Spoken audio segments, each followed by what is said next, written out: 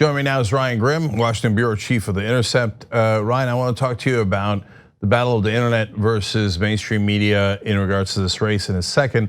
But first, you have a story out about how Bloomberg is taking all the staffers. So not a lot of people are talking about this. An interesting piece you wrote for the Intercept. So everybody knows Bloomberg's spending a ton of money on ads. He spent $300 million overall. But what they don't know is what you report. So talk to me about how much staffers he's sucked up out of the system, how he's doing it, and what are the ramifications? Yeah, I started hearing anecdotal evidence that he was hiring so many organizers, from the lowest level staff that a campaign needs up to the very top brass.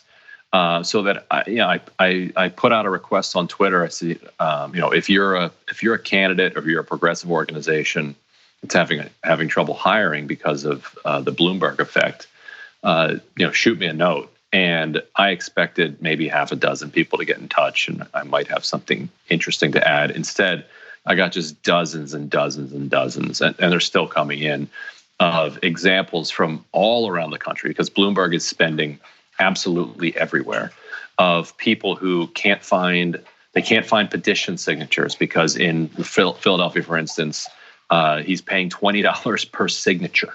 And so all of these campaigns who have to get signatures to get on the ballot, the people are just walking off. He's paying $6,000 a month to field organizer, which is one of the kind of entry level positions in a campaign, and kind of basically a canvasser and who does some additional organizing work. $8,000 for kind of that person's boss a month, and on to these extraordinary salaries. And so you're finding these campaigns that are just completely bereft of staff. And so Bloomberg's pitch was that he's going to rescue the party with all of his money, and that might come to pass if he's not the nominee, and those people are still working on local and state and federal campaigns paid by him. But if he's the nominee and they're working for him, not only is he likely to lose the general election, but then it's a bloodbath up and down the ballot. Yeah, well, so to give you guys context, progressive campaigns normally get the signatures through volunteers. But $5 is a tough rate to pay per signature. That's too high, in my opinion. He's doing $20 because the guy has endless money for all the money that he spent. It's monopoly money. Yeah, it's meaningless because all the money that he spent on the campaign, he's made more than that in interest alone. Yeah. If he only got 5%, which he gets way more than that, so he literally cannot run out of money. So, but what that's done is, I don't know this is the technical term for it or anything like that, but I have heard progressive campaigns talking about surviving the Bloomberg assault because he comes in and tries to take all your staffers, and then you have to see if you've got a campaign left after that. Yeah, and I've talked to some who are working for Bloomberg now, who might not even vote for him. They've said, like themselves, who support other candidates. But life is tough. People have bills, and somebody comes to you and says, "I will give you $6,000 a month, or $10,000 a month." A tech person I talked to was offered $25,000 a month to work for the campaign. One person turned the job down, and because of the momentum of the hiring machine that they have, still was mailed a laptop and an iPhone, even though they didn't take the job. Some campaigns have called it the attack of the body snatchers. But here's what's interesting about it. So one of the people I talked to, who is kind of a mid-level person who took the job for the money, was like, look, if Bloomberg doesn't win on Super Tuesday, and he keeps this going like he said he's going to, he has promised that he's going to keep this operation on the field through November. He's like, the amount of tools that we have and the resources we have could be a game changer. He's like, we could flip a dozen state legislative seats in this state just by because so many of those races are won by slim margins.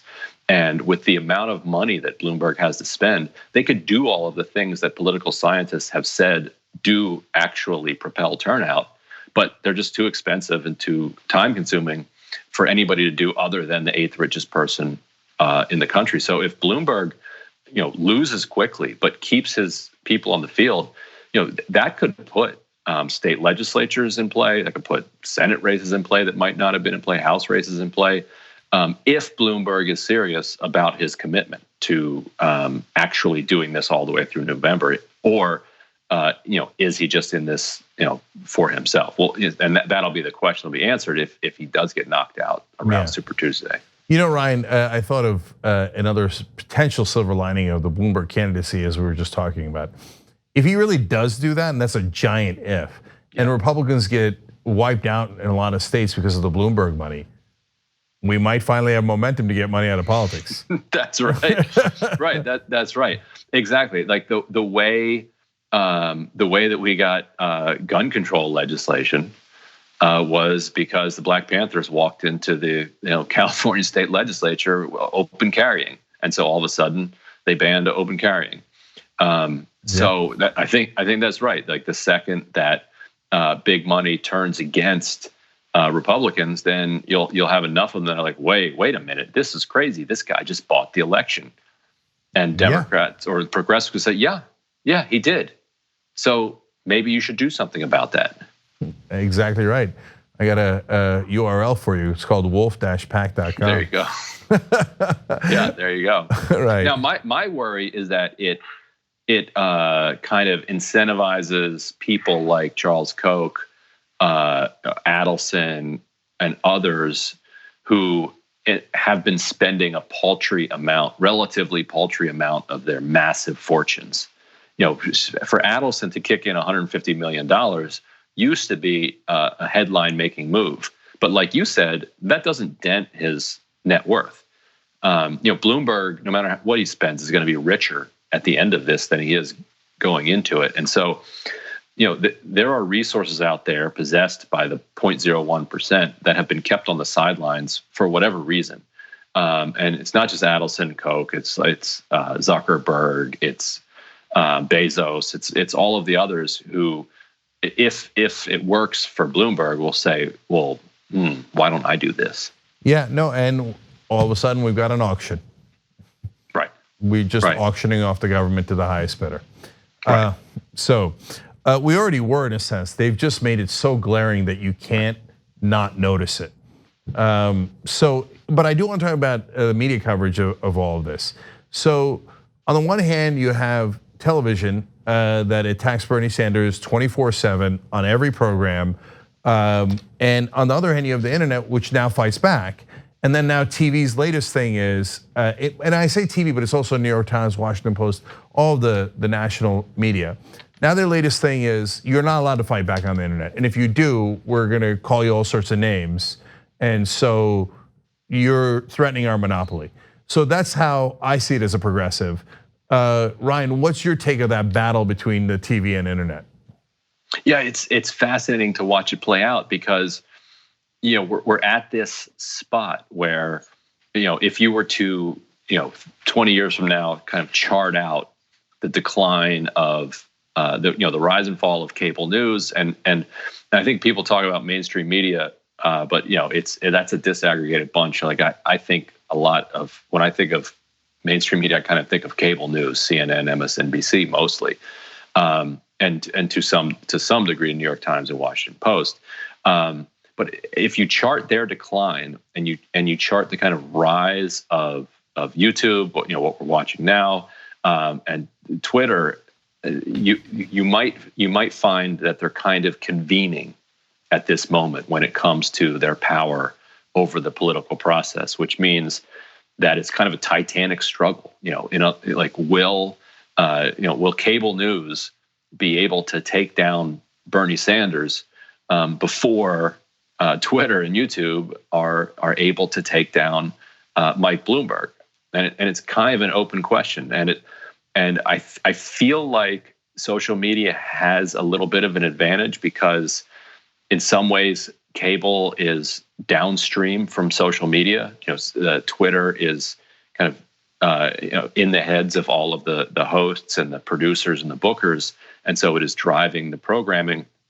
I think that's why you see the phenomenon that you're talking about, which is kind of it's the kind of host's attempt to repel the parasite by saying that, well, actually all of this is rudeness and it's mean tweets. And I go back and forth over whether or not Sanders supporters are qualitatively more rude, if you want to, for lack of a better word, on Twitter, or if there are just so many millions more Sanders supporters on Twitter that you're going to, just get more of those people. I usually tend to land on the side of there are just so many more Sanders supporters that, if you had 20 million rabid Joe Biden supporters on Twitter, then you'd get a certain portion of them that are vicious and mean, and that you could screenshot and put into an ad. But you don't have 20 million Biden supporters online. You have like 45 Biden supporters online. It's wild. Like you criticize Joe Biden online, and I used to, at the beginning of the campaign, I would then brace for the pushback because I'm so used to the 2016 campaign, and then there'd be nothing. Yeah, like, wow, that's weird.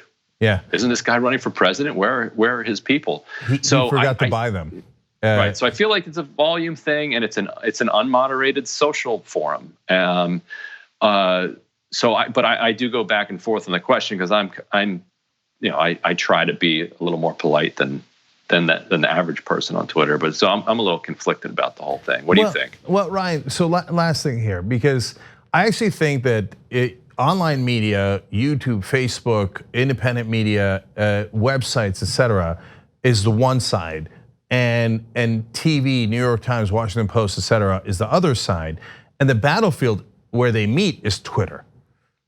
Yeah. If it wasn't for Twitter, the TV knuckleheads would sit in their ivory tower and never even hear the people. That's what it used to be in the past. They accidentally went on Twitter, a place where other humans are allowed to exist that aren't millionaires. And so I think it's their first encounter with actual Americans, and they're flabbergasted by it. They're like, what, you don't all agree that the richest people in the world should get all the breaks? This is so weird and rude.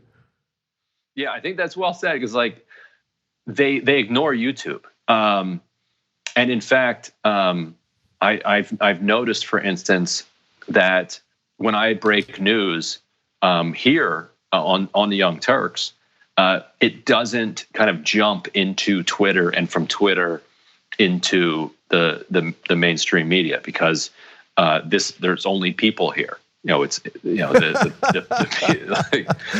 only people here. That's such a great line.